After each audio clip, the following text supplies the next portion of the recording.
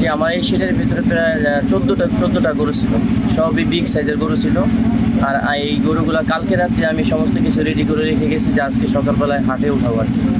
আমাদের পাশে এক হাট ছিল, কুতুবপুর হাট। ওইখানে রাত্রে আমি গিয়েছিলাম, ওইখানে যাওয়ার পরে আমি জায়গা নির্ধারণ করে আসছিলাম। তো রাত 1টার দিকে এখানে আবার আমি আয়সা দেখে শুনে আপনার বাসায় গেছি। তো বাসায় যাওয়ার পরে হয়তো ভোর রাত্রের দিকে এখান থেকে এক লোকে আমাকে ইনফরমেশন দিয়েছে যে তাড়াতাড়ি খামার আসে না এখন। তাই সাথে দেখি মোটামুটি কিছুই নেই, সব কিছুই শেষ হয়ে গেছে। আর এর ক্ষতিপূরণের কথা বলবো আর কি, ক্ষতিপূরণ আপনারা নিজেরাই দেখতেছেন কি পরিমাণ ক্ষয়ক্ষতি হয়েছে। কি পরিমাণ ক্ষয়ক্ষতি হিসাব করতে গেলে প্রায় কোটি টাকার ক্ষয়ক্ষতি হইব, কাছাকাছি কোটি টাকার কাছাকাছি হবে, এই পরিমাণ ক্ষয়ক্ষতি হয়েছে।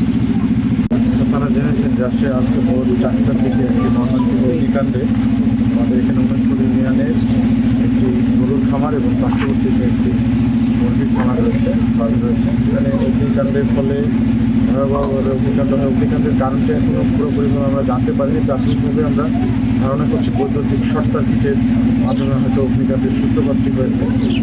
তারপরেও যারা সংশ্লিষ্ট ছিলেন তারা ফায়ার সার্ভিসকে তাদের সংবাদ দিতে একটু দেরি হয়ে যায়, যার কারণে এখানে প্রায় 14টি গরু এবং প্রায় 2000-এর উপরে মুরগি এখানে অগ্নিকাণ্ডে ভস্মীভূত হয়ে গেছে একেবারে। তো এইটি একটি অপূরণীয় ক্ষতি।